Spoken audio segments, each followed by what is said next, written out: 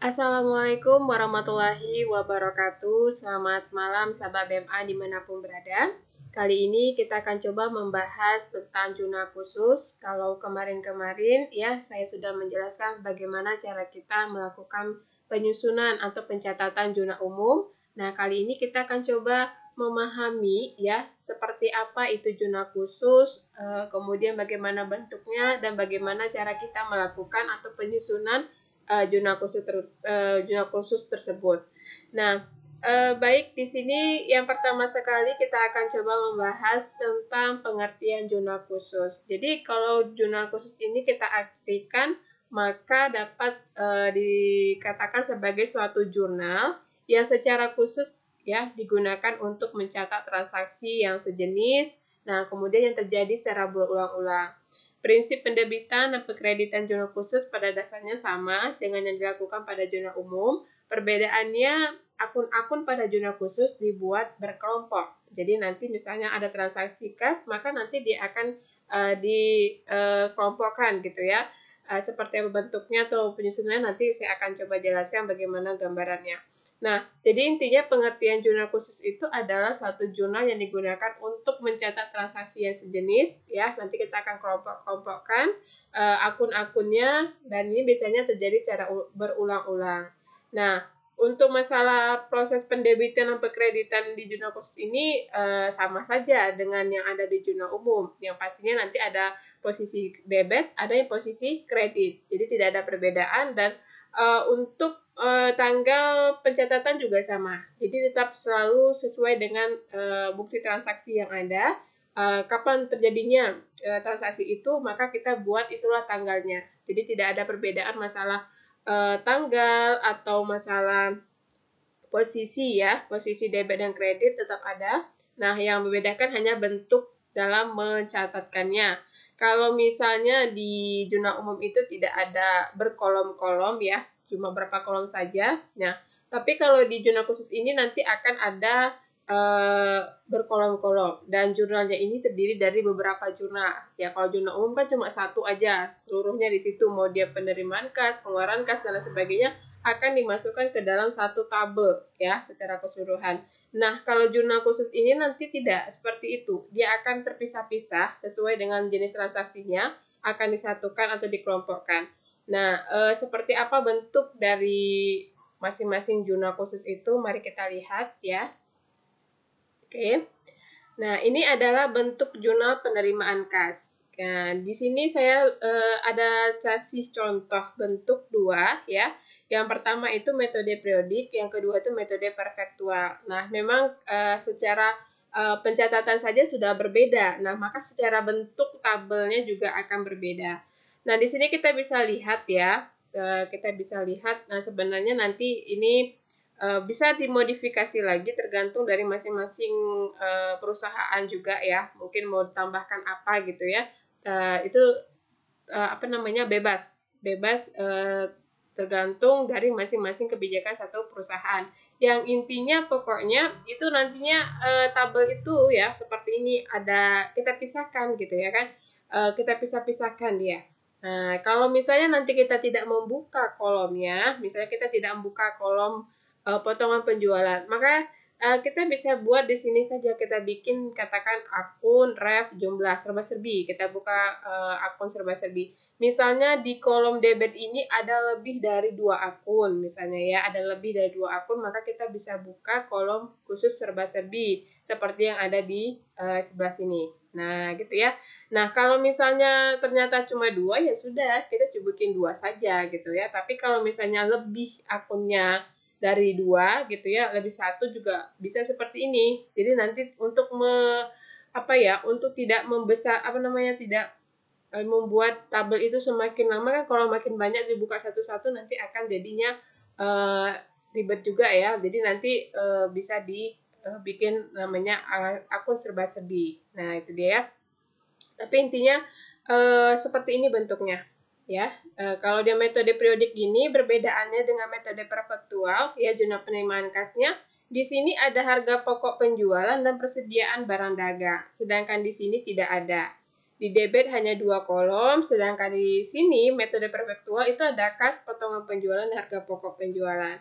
Nah, sedangkan di posisi kredit ya, metode periodik itu tidak ada persediaan barang dagang, tapi di perfektual ada. Ini yang membuat perbedaan antara tabel penerimaan kas metode periodik dan tabel jurnal penerimaan kas metode perfektual. Oke, yang untuk penerimaan kas saya rasa ini sudah bisa dipahami ya, artinya intinya nanti kita buatkan di sini tanggalnya, tanggal transaksi yang terjadi, kemudian keterangannya di sini kita tuliskan secara singkat, misalnya katakan melakukan penyetoran modal misalnya gitu. Nah, kita bikin di sini, kita bikin nanti penyetoran modal, kemudian masukkan dulu nominalnya ke kas, dan satu lagi kan modal ya, berkaitan dengan akun modal. Karena di kredit ini tidak kita buka kolom akun modal, maka kita bikin dia di akun serba-serbi, kemudian nanti kita bikin jumlahnya. Oke, bagaimana contohnya lebih jelas nanti saya akan kasih penjelasannya di akhir ya. Ini paling tidak ini adalah saya jelaskan tentang bentuknya. Oke, sekarang kita coba lihat ya bentuk jurnal pengeluaran kas. Nah, di sini juga saya bedakan antara metode periodik dan metode perfektua. Nah, kalau kita lihat di sini, metode periodik itu dia ini ya, kolom debitnya di sini, kolom kreditnya di sini. Nah, di kolom debit itu dia hanya ada utang sama pembelian. Nah, selebihnya ya dia masukkan nanti di akun serba-serbi. Jadi kalau misalnya ada akun lain lagi di antara dua ini, bisa kita masukkan dia ke dalam akun serba-serbi. Ini ada jumlahnya nanti kita buat. Nah, kemudian kalau di posisi kredit, dia ada potongan pembelian, kemudian di sini ada kas. Seandainya lebih dari 2 kolom, nah kita mau buka, tidak mau buka kolomnya, tapi kita membuat serba-serbi juga boleh. Jadi kalau mau ditambah akun serba-serbi di sebelah sini juga boleh. Silakan kalau memang ada lebih dari 2 kolom ya terkait dengan posisi kreditnya. Nah, apa yang membedakan antara jurnal pengeluaran kas metode periodik dengan metode perfektua? Itu mungkin akan menjadi suatu pertanyaan. Nah, jawabannya kalau di metode periodik ya, itu tidak ada yang namanya persediaan barang dagang, tapi dia adanya pembelian. Nah, sedangkan di sini itu ada persediaan barang dagang. Ya, di sini kita ada persediaan barang dagang. Nah, persediaan barang dagang ini adalah pengganti akun pembelian. Oke, jadi ini perbedaannya antara metode periodik dan metode perfektual. Selebihnya tetap sama, ya, tetap sama. Hanya itu saja perbedaannya. Nah, kalau ada misalnya lebih dari dua akun ini ya, bisa dimasukkan ke dalam akun serba-serbinya. Dan jangan lupa tanggalnya. Ya, tanggalnya buat, keterangannya dibuat, refnya. Nah, kalau misalnya memang ada nomor bukti, silakan kita tambahkan di sini nomor bukti juga bisa. Kalau tidak mau pakai nomor bukti juga tidak masalah. Ya, ini adalah jurnal pengeluaran kas. Ini adalah bentuk jurnal pengeluaran kas. Nah, selanjutnya lagi kita lihat di sini ada bentuk jurnal penjualan. Nah, ini dia bentuk jurnal penjualan. Di sini posisi debit. Nah, di sini posisi kredit ketika kita menggunakan metode periodik. Ada tanggal, ada nomor faktur, keterangan singkat kita buatkan di sini, bisa nama perusahaan, bisa juga kata-kata singkat lainnya. Kemudian di sini kita masukkan nominalnya di debit kalau dia piutang, karena dia piutang ya, penjualan berarti piutang dagang yang muncul di sini. Nah, kemudian penjualan. Nah, penjualan gitu ya, penjualan kita masukkan kemari. Dan kemudian kalau seandainya kita ada menjual dari selain barang dagang, maka kita masukkan saja ke akun serba-serbi ini. Seandainya kita ada menjual sesuatu yang di luar dari yang namanya menjual barang dagang, maka kita masukkan dia masukkan ke sini ke akun serba-serbi. Oke. Nah, apa perbedaan antara metode periodik dengan metode perfektual? Nah, perbedaannya itu terdapat pada ini. Kalau di debit itu hanya piutang dagang, di sini ada 2 kolom. Nah, ada tambahan yaitu harga pokok penjualan.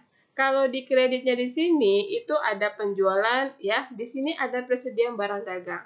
Nah, kalau kita mau tambahkan akun serba-serbi juga bisa di sini.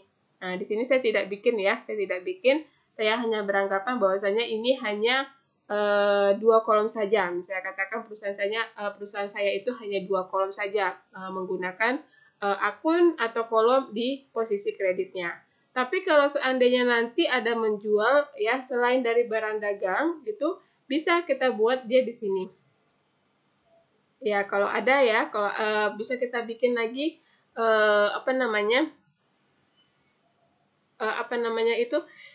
akunnya lagi, mungkin akun serba-serbi atau apa gitu kita bisa buat di sini ya. Jadi ini contoh bentuk ya, bentuk dari jurnal penjualan. Ini metode periodik, ini metode perfektua. Oke, kemudian selanjutnya bentuk jurnal pembelian. Oke, nah ini adalah bentuk jurnal pembelian. Jurnal pembelian metode periodik itu ada tanggal, kita buat tanggal transaksi terjadi, nomor faktur yang ada di bukti transaksi kita masukkan, keterangan singkat ya, boleh nama perusahaan, kepada siapa kita beli barang tersebut atau beli suatu peralatan atau perlengkapan, kita bikin keterangannya di sini. Kemudian syaratnya, mungkin ada syarat pembayarannya misalnya ya. Mungkin ada 2/10, M/30 atau dan lain sebagainya, silakan masukkan di sini. Kalau tidak ada ya tinggal dikosongkan saja juga tidak apa-apa gitu ya. Nah, kemudian di sini ada posisi debit. Posisi debit ini nanti dia kalau kita misalnya pakai metode periodik itu ada akun pembelian, nah ada akun perlengkapan, ada akun serba-serbi. Akun serba-serbi ini digunakan ketika ada pembelian ya, selain dari pembelian barang dagang misalnya. Atau kita tidak mau buka ini kolom perlengkapan, tapi kita masukkan ke akun serba-serbi juga bisa. Nah, atau nanti kita ada beli peralatan, silakan masukkan kemari. Mungkin kita ada beli yang namanya mobil kendaraan secara kredit, masukkan kemari. Nah, jadi bisa kita masukkan ke akun serba-serbi. Jadi ketika kita ada membeli suatu yang selain dari barang dagang, maka kita bisa masukkan saja ke kolom serba-serbi ini. Oke. Nah, nanti di posisi kredit itu ada utang usaha. Nah, itu dia. Otomatis nanti pembelian di sini apa sih adalah dikatakan sebagai pembelian secara utang, ya, secara utang. Nah, kemudian lagi ya kita lihat di sini metode perfektual, bedanya di mana gitu ya. Bedanya kalau di sini kita akui sebagai pembelian, maka di sini kita akan akui sebagai persediaan barang dagang. Nah, ketika nanti kita ada pembelian apapun itu selain barang dagang, maka kita bisa masukkan dia ke dalam akun serba-serbi. Seperti ini yang saya katakan tadi ya. Kita bisa masukkan dia ke dalam akun serba-serbi dan nominalnya kita bisa letakkan di sini. Nah, kemudian nanti kita masukkan juga ke kolom kredit yaitu utang usaha. Oke, ini ya. Jadi seperti inilah bentuk jurnal pembelian, baik itu metode periodik maupun dia metode perfektua. Nah, jadi seperti itu bentuk jurnal khusus yang ada di perusahaan dagang yang bisa kita perlu kita pahami ya sebagai dasar ya ketika kita ingin melakukan penyusunan dengan menggunakan jurnal khusus. Nah, satu lagi sebenarnya ada yaitu jurnal umum, tapi saya tidak tampilkan di sini jurnal umumnya karena kita sudah tahu ya, sama-sama sudah tahu juga jurnal umum itu bentuknya seperti apa. Intinya nanti ya, saya jelasin ya.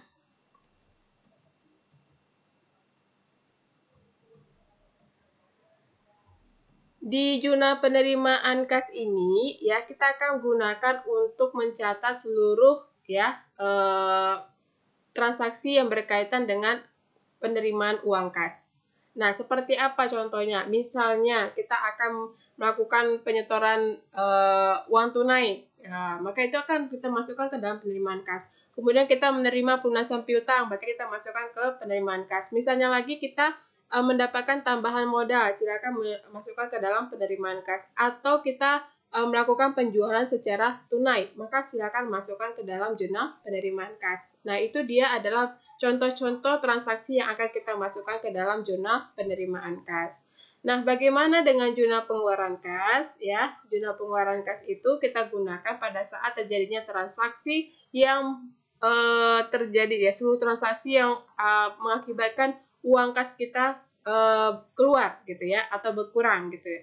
Nah, contohnya seperti apa transaksinya? Misalnya saya mau beli barang dagang atau barang apapun itu secara tunai. Nah, ketika saya melakukan pembelian secara tunai, maka saya letakkan dia di pengeluaran kas. Kemudian ketika saya ingin membayar utang, saya maka letakkan dia ke dalam dalam jurnal pengeluaran kas. Kemudian ketika saya bayar utang misalnya, kemudian ada prive. Misalnya kita mau melakukan pengambilan uang pribadi, maka kita bisa masukkan ke dalam jurnal pengeluaran kas. Kemudian kita mau bayar biaya-biaya, misalnya kita mau bayar listrik, telepon, air gitu ya. Nah, kita bisa melakukan pencatatannya di jurnal pengeluaran kas. Tuh, itu contoh-contoh transaksi yang terjadi. Intinya adalah seluruh transaksi yang mengakibatkan uang kas kita berkurang. Kemudian di sini kalau jurnal penjualan, ya jurnal penjualan ini kita gunakan untuk mencatat segala penjualan yang dilakukan secara kredit. Ya, seluruh penjualan yang dilakukan secara kredit, mau itu di barang dagang atau atau mau apapun itu ya, selain barang dagang bisa kita letakkan ke jurnal penjualan. Tapi syaratnya harus yang kredit. Syaratnya harus kredit. Kalau tunai maka kita masukkan ke jurnal penerimaan kas. Nah, bagaimana dengan jurnal pembelian? Jurnal pembelian ini kita gunakan pada saat melakukan seluruh transaksi yang berkaitan dengan pembelian yang dilakukan secara kredit. Jadi, beli apapun itu, kalau kita lakukan secara kredit, maka kita buat atau kita masukkan ke dalam jurnal pembelian. Tapi, kalau dia dibeli secara tunai, maka kita masukkan dia ke dalam jurnal pengeluaran kas. Nah, ada satu lagi jurnal umum ya. Jurnal umum itu kita gunakan sebagai jurnal untuk mencatat transaksi yang tidak bisa kita masukkan ke dalam jurnal penjualan, jurnal pembelian, jurnal penerimaan kas, maupun jurnal pengeluaran kas. Nah, itu dia adalah jurnal tambahan ya. Kadang-kadang ada yang bilang jurnal umum, ada juga jurnal memorial. Nah, tergantung lagi ya masing-masing kebijakan perusahaan mau bikin yang pasti harus ada pencatatannya. Ketika kita tidak bisa mencatatkan transaksi tersebut di antara keempat jurnal ini, maka kita bisa menggunakan jurnal tambahan. Nah, bentuknya sama seperti jurnal umum, ya. Saya biasanya lebih kepada jurnal umum sih, katakan tambahannya. Jadi di sana nanti kita bisa melakukan pencatatan. Jurnal umum isinya seperti apa yang tidak bisa digunakan di jurnal pembelian, pengeluaran, dan juga jurnal penjualan. Nah, biasanya itu seperti namanya retur. Nah, saya itu biasanya gunakan retur itu sebagai pencatatan yang dibuat di dalam jurnal umum. Retur ya, retur penjualan atau retur pembelian. Maka kita bisa gunakan itu jurnal umum. Oke? Nah, saya sudah jelaskan bagaimana saja bentuk-bentuk jurnal khusus tersebut dan bahkan fungsinya juga sudah saya jelaskan. Nah, kali ini kita akan coba menyusun jurnal khusus itu ke dalam bentuk tabel dari transaksi ya. Nah, jadi di sini saya sudah ada soalnya nih ya, ada kasusnya. Kemudian saya juga sudah menyelesaikan ya kasus tersebut ke dalam bentuk tabel. Nah, nantinya untuk mempermudah atau untuk mempercepat ya, tidak tidak panjang durasinya, maka saya sudah persiapkan dan tinggal menjelaskan saja. Nah, di sini ya kita bisa lihat dulu. Katanya PT BMA dalam bulan Januari 2019 antara lain mencatat transaksi sebagai berikut. Ya, katakan. Nah, jadi di sini kita bisa tahu bahwasanya ini adalah perusahaan perusahaan dagang ya. Perusahaan dagang ini kenapa? Karena di sini ada kegiatan jual beli barang ya, jual beli barang dagang. Kemudian ini periodenya di bulan Januari, maka kita nanti akan buat laporannya di itu periode Januari 2019. Oke, misalnya begini. Transaksi yang pertama, tanggal 1 bulan 1 2019. Ibu Aisyah menyetor uang tunai sebagai modal usaha 3 juta. Nah, ketika Ibu Aisyah ini menyetor uang tunai sebagai modal usaha, ya, ini otomatis kita akan langsung berpikir, oh, menyetorkan uang tunai, artinya kas perusahaan akan bertambah. Maka kita akan masukkan dia ke dalam ya jurnal penerimaan kas ya. Jadi ini jurnal penerimaan kas tanggal 1 Januari 2019 saya buat keterangannya setoran modal. Kemudian di sini saya bikin nominalnya 3 juta ya di kolom kas Ya, karena tadi menyetorkan uang tunai. Berarti otomatis nanti kas kita bertambah, kemudian nanti ada modal kita bertambah. Nah, modal bertambah berarti otomatis akan berada di kredit. Nah, letakkan jumlahnya di sini, 3 juta. Nah, kenapa saya letakkan di akun serba-serbi? Karena saya tidak membuka kolom khusus modal. Nah, modal ini saya tidak buka khusus ya, tidak khusus saya buka kolomnya, tapi saya masukkan saja ke dalam akun serba-serbi seperti ini, kemudian saya bikin jumlahnya. Oke? Kemudian kita lihat lagi. Dijual kepada toko Bahagia, barang dagang sebesar 2 juta, dengan harga pokok penjualan 1.500.000, syaratnya 3/10, N/30, faktur nomor 015. Nah, di sini kalau kita lihat, ada nomor faktur, ada syarat, artinya ini penjualan secara kredit. Nah, ketika kita lihat lagi di sini ada penentuan harga pokok penjual, otomatis ini akan menggunakan metode perfektua. Oke, jadi nanti kita akan menggunakan di sini metode perfektua. Nah, di sini bagaimana kita letakkan di manakah ini? Nah, jawabannya karena ini penjualannya secara kredit, maka kita letakkan di jurnal penjualan. Ya, jurnal penjualan kita letakkan, bukan jurnal penerimaan kas. Nah, kita bikin di sini. Jurnal penjualan tanggal 5 Januari 2019, nomor fakturnya masukkan, kepada siapa kita tadi menjual, kepada toko Bahagia. Nah, kemudian kita masukkan syaratnya kalau ada, kemudian nanti kita bikin piutangnya tadi berapa. Nah, di sini kan piutangnya 2 juta, dijual tuh 2 juta, harga pokoknya itu 1.500.000. Maka, ya, 2 juta tadi kita masukkan ke dalam piutang dagang, kemudian nanti piutang dagang di debit, kemudian kreditnya kan penjualan 2 juta. Kemudian nanti ada ada pencatatan lagi, yaitu harga pokok penjualannya di debit 1.500.000, kemudian kreditnya persediaan barang dagang 1.500.000 rupiah. Oke, ini dia ya contohnya, contoh dari cara membuat jurnal penerimaan kas dan jurnal penjualan. Kemudian seperti apa lagi? Nah, di sini dijual tunai barang dagang kepada toko Sentosa senilai 500.000 dengan harga pokok penjualan 250.000. Nah, ketika ada penjualan secara tunai, ya, dijual barang dagang secara tunai, maka otomatis ini kita akan masukkan ke dalam jurnal penerimaan kas. Kita lihat di sini ya, tanggal 12 Januari penjualan tunai ke toko Sentosa, otomatis ini akan masuk ke uang kas kita 500.000, kemudian nanti juga akan masuk ke kolom penjualan 500.000. Karena ada harga pokok penjualan, maka kita masukkan di sini 250.000 dan kreditnya adalah persediaan barang dagang 250.000. Oke, nah kemudian kita lihat lagi. Tanggal 17 itu diterima dari toko Bahagia pelunasan faktur nomor 015. Jadi, tanggal 17 itu kita ada beli ya, ada jual secara kredit kepada toko Bahagia. Ini nomor fakturnya. Nah, itu ada piutang. Ya, kita lihat ya, di sini ada piutang tanggal 5, itu piutangnya sebesar 2 juta. Nah, ternyata pada tanggal 17, kita menerima pelunasan piutang tersebut dari toko Bahagia. Nah, kita lihat di sini sebenarnya ada syaratnya 3/10 N/30. Nah, apakah ini masih layak mendapatkan potongan? Jawabannya tidak. Kenapa? Karena dia lebih dari 10 hari. Ya, dari tanggal 5 sampai kan tanggal 17 ya. 6, 7, 8, 9, 10, 11, 12, 13, 14, 15, 16, 17. Ada 12 hari. Nah, 12 hari berarti sudah lewat dari 10 hari, berarti tidak mendapatkan potongan. Jadi artinya kita hanya memasukkan ke dalam kolom piutang 2 juta, kemudian kolom kasnya 2 juta. Uangnya tetap kita terima 2 juta tanpa ada potongan. Oke?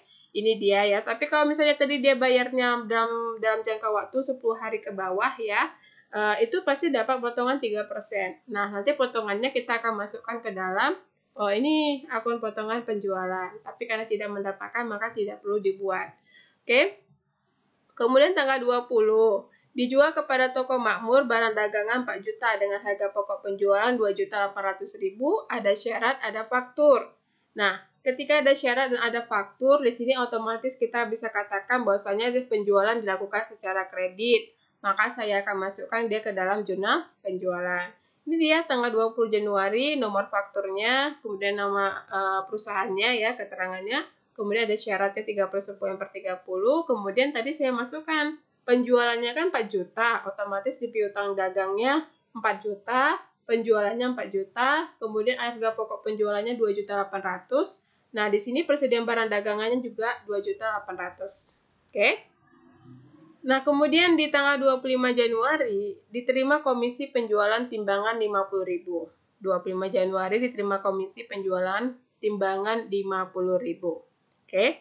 Nah, jadi di sini yang bisa kita lakukan dari sini kita bisa lakukan berarti ini adalah penerimaan kas. Kenapa? Karena kita ketahui di sini ya, dari transaksi ini kita terima komisi penjualan timbangan.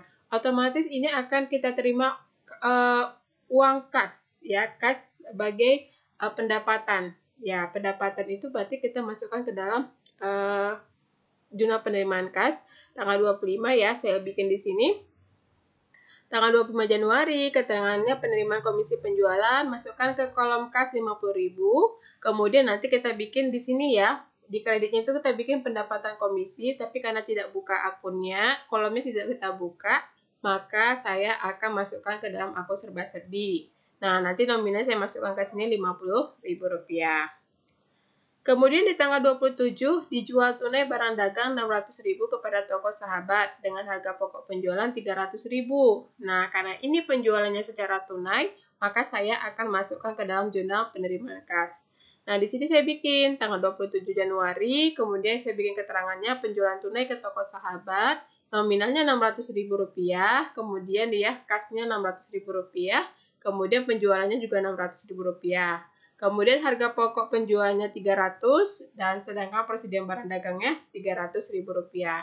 Oke, kemudian di tanggal 28 diterima dari toko makmur pelunasan faktur. Ya, berarti di tanggal 28 itu kita menerima pelunasan faktur yang terjadi pada nomor 016. Itu tanggal 20 ya.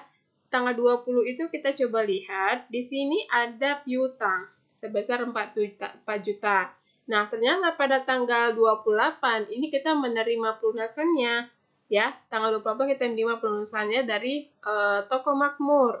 Nah, jadi di sini kita lihat ada syarat 3/10/430. Kalau kita hitung dari tanggal 20 sampai tanggal 28, maka ini masih dalam jangka waktu di bawah 10 hari. Artinya kita memberikan potongan ya, kita memberikan potongan kepada si pembeli. Nah, caranya berarti tadi kan piutang dagang ini 4 juta. Saya masukkan di kolom ini 4 juta, artinya piutangnya berkurang. Kemudian karena mendapatkan potongan 3%, berarti saya kalikan 3% dikali 4 juta dapatlah 120.000. Nah, kemudian berarti berapa uang yang saya terima? Uang yang saya terima hanya 3.880.000 setelah saya mengurangkan antara piutang dengan potongan penjualan. Maka saya dapatlah kasnya 3.880.000. Oke. Kemudian yang selanjutnya itu dijual kepada toko bahagia barang dagangan 2.500.000 dengan syarat ya 3/10/30, kemudian dengan harga pokok penjualan 1.900.000. Nah, ini otomatis kita akan masukkan ke jurnal penjualan karena dia dilakukan secara kredit. Saya bikin di sini tanggal 29 Januari ya, toko bahagia 3/10/30, piutangnya 2.500.000, penjualannya 2.500.000. Kemudian ada harga pokok penjualan 1.900.000, maka persediaan barang dagang juga 1.900.000. Oke, ini yang tanggal 29. Nah, kemudian tanggal 30. Tanggal 30 itu ternyata diterima kembali dari toko bahagia sebagian barang yang dibeli tanggal 29 Januari seharga 200.000 dengan harga pokok penjualnya 150.000. Nah, di sini kita tadi beli tanggal 29. Tiba-tiba sampai di gudang ternyata kita cek, oh barangnya tidak sesuai, katakan seperti itu, atau mungkin ada yang rusak. Maka ini ya sudah sampai di di gudangnya si pembeli misalnya. Nah, kita barang tersebut dikembalikan lagi kepada kita. Nah, si toko bahagia kembalikan lagi barangnya kepada kita. Maka di sini terjadi yang namanya retur penjualan. Nah, retur penjualan itu kita buat seperti ini. Ya, retur penjualannya kita buat seperti ini. debitnya kita masukkan ke dalam jurnal umum. Ini saya katakan tadi, ketika kita tidak bisa masukkan ke dalam jurnal penerimaan kas, pengeluaran kas, pembelian atau penjualan, maka kita bisa pakai jurnal umum sebagai tambahannya. Nah, di sini kita bikinlah tanggalnya, kemudian keterangannya kita bikin pertama adalah untuk mencatat transaksi yang 200.000 ini. Kita bikin retur penjualan, piutang dagang di kredit Rp200.000. Nah, untuk yang harga pokok penjualan, kita debitkan persediaan barang dagang, kreditkan harga pokok penjualan, nominalnya masing-masing Rp150.000. Oke, inilah transaksi, contoh melakukan pencatatan yang berkaitan dengan jurnal penjualan, penerimaan kas, dan jurnal umum. Dalam versi dalam versi metode perfektua, bukan periodik, tapi metode perfektua. Ini ya, tadi sudah kita coba lakukan penjelasannya, ya, bahwasanya ini dilakukan secara metode perfektua, dan jangan lupa nanti itu masing-masing harus kita jumlahkan. Nah, ini dia kan udah per kelompok. Ini kas, ini potongan. Maka kita sudah tahu ternyata kas kita jumlahnya sekian, potongan penjualan kita sekian, dan seterusnya sampai pada akhirnya ini ya, kecuali model Aisyah ini, nah 3 juta. Nah, pendapatan komisi 50.000. Sudah kita ketahui masing-masing. Begitu juga dengan jurnal penjualan, ya. Kita lihat di sini jangan lupa dijumlahkan ke bawah. Nah, ini nanti jumlah yang posisi debit ini harus sama jumlahnya dengan posisi kredit. Nah, ini sama. Saya sudah cek dan ternyata sama. Sama juga seperti ini yang di jurnal penerimaan kas juga harus sama ini jumlahnya, ya, dengan jumlah yang ada di sini. Jadi ketika kita untuk mengetahui, ya, ingin mengetahui jumlahnya balance atau tidak, itu kita tambahkan 1, 2, 3 kolom ini, tambahkan jumlahnya berapa. Terus 1, 2, 3, 4 kolom ini jumlahkan berapa nominalnya. Oke. Nah, selanjutnya contoh pada saat kita ingin melakukan pencatatan jurnal khusus, jurnal pembelian, pengeluaran kas, dan jurnal umum. Oke. Nah, sini juga saya sudah sediakan soal, kemudian saya juga sudah sediakan jawabannya. Tinggal saya jelaskan saja bagaimana cara melakukan pencatatannya.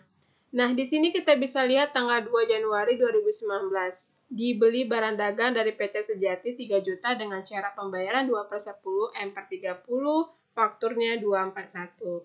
Artinya, ketika ada faktur, ada syarat, maka ini pembelian dilakukan secara kredit. Nah, kalau kita belinya secara kredit, maka kita akan masukkan ke dalam jurnal pembelian. Oke, saya akan masukkan ke dalam jurnal pembelian di sini. Ini dia ya, tanggal 2 Januari.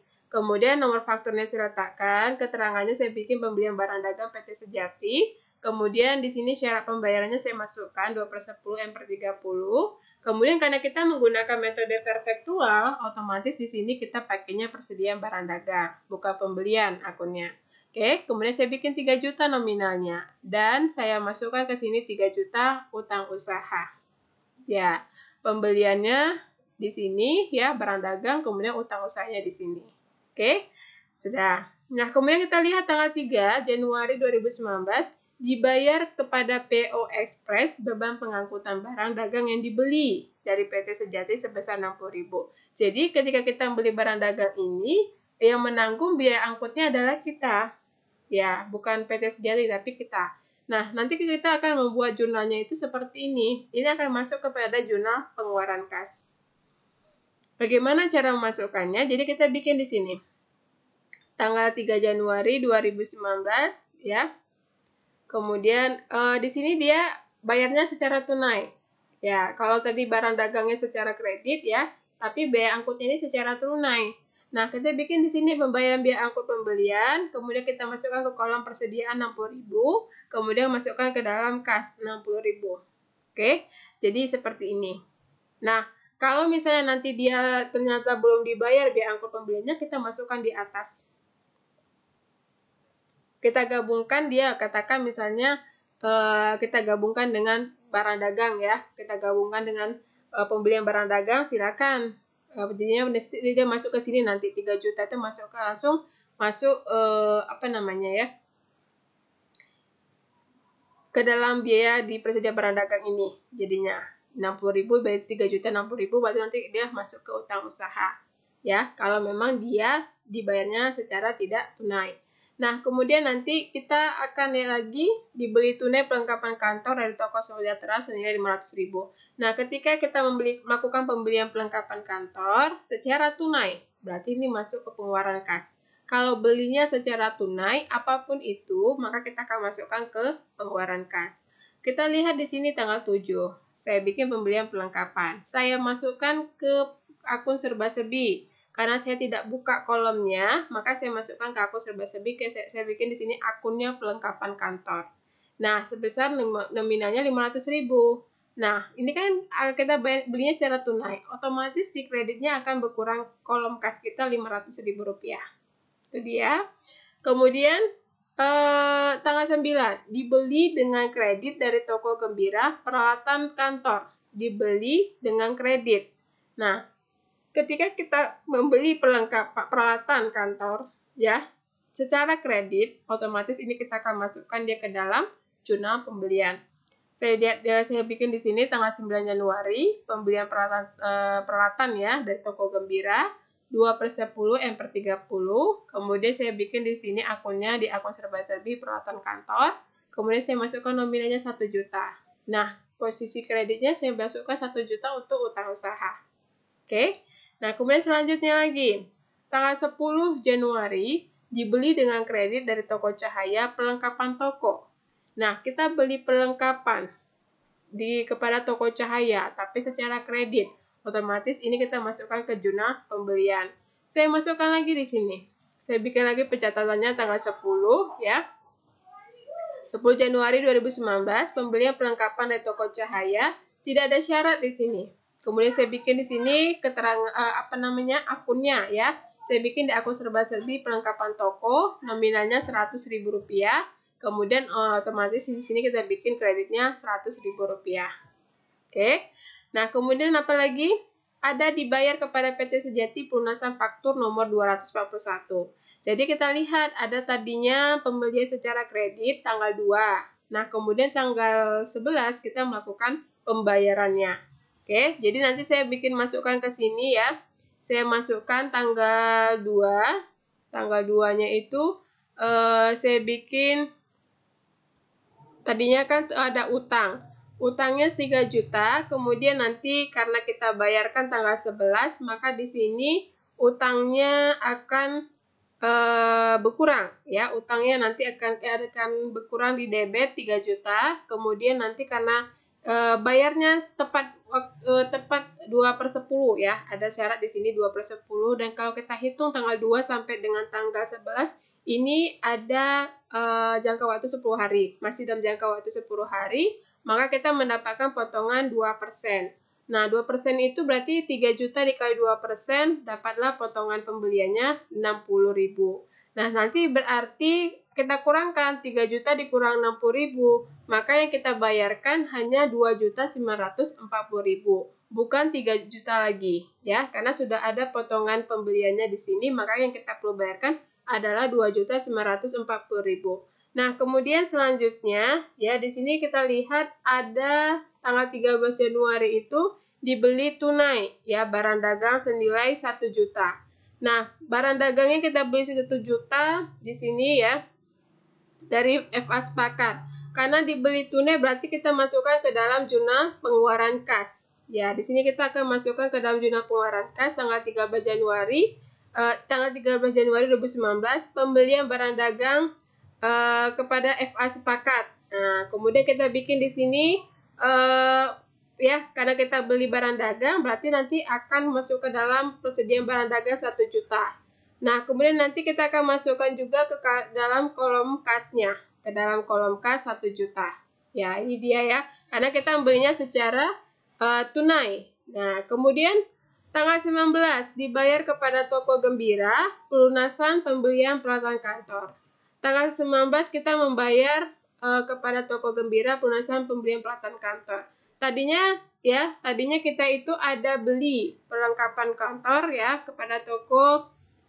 Tadi kita ada beli peralatan kantor kepada toko Gembira di sini tanggal 9. ya, ada utang 1 juta, berarti pada saat kita membayarkannya ya, tanggal 9 ini, maka utang kita 1 juta akan berkurang.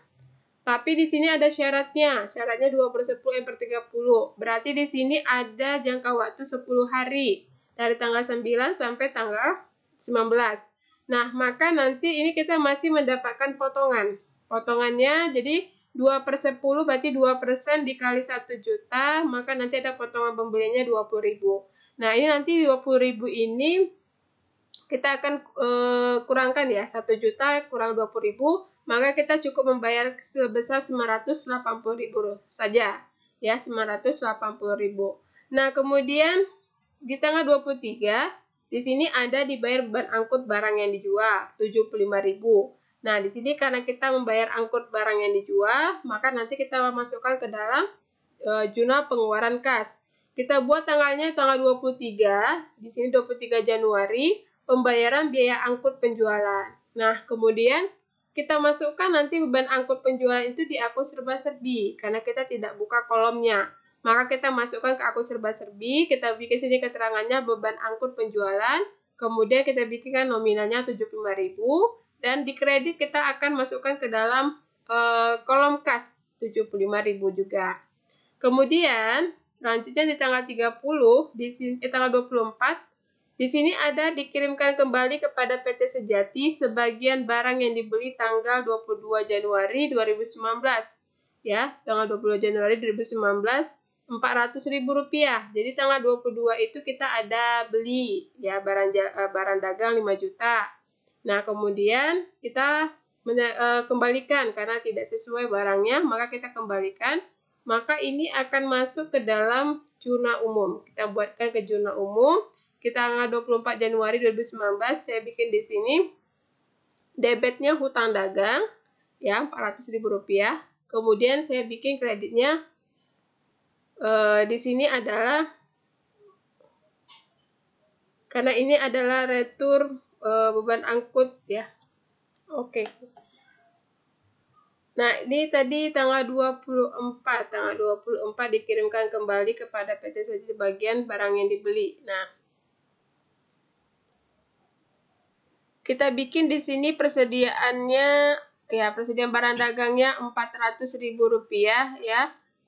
Di sini 24 Januari bikin debitnya utang dagang, kemudian di kreditnya kita bikin persediaan barang dagang masing-masing nominalnya Rp400.000.